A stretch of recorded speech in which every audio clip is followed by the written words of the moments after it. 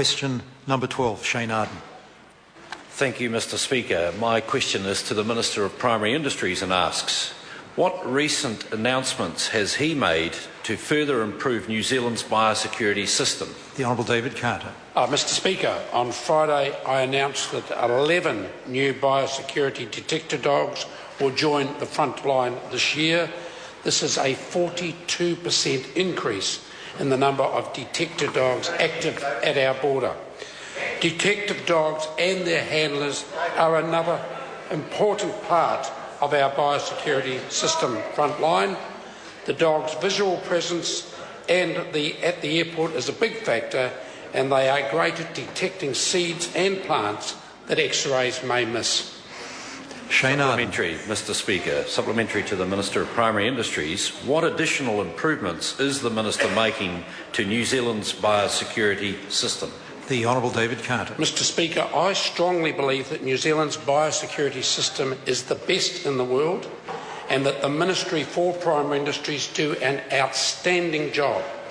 Having said that, neither I nor MPI are content with simply maintaining this world-leading system.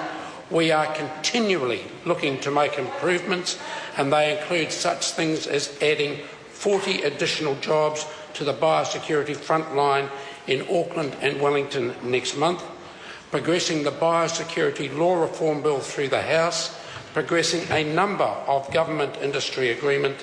That is why biosecurity expenditure in the last year is the highest that it has been in the last decade, and almost double what it was in 2001. Richard Prosser. Thank you, Mr. Speaker. Supplementary to the Minister.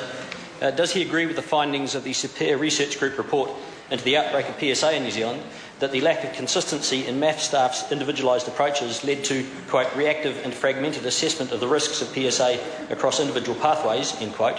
And if so, what action will he take to ensure there is greater cohesion between MPI staff in order to mitigate future risks? The Honourable David Carter. Mr. Speaker, action has already been taken accepting the recommendations of that report. What it clearly demonstrated to me is that there does need to be substantially better engagement between industry and MPI if we are to get the best possible outcomes for the biosecurity system.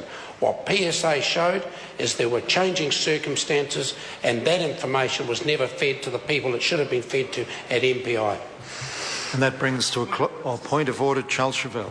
Thank you, Mr. Speaker. Mr. Speaker, I seek leave under Standing Order 354 to make a personal explanation in respect of a reference to me earlier in question time by the Prime Minister. Leave is sought for that course of action. Is there any objection? There is no objection. Charles Chauvel.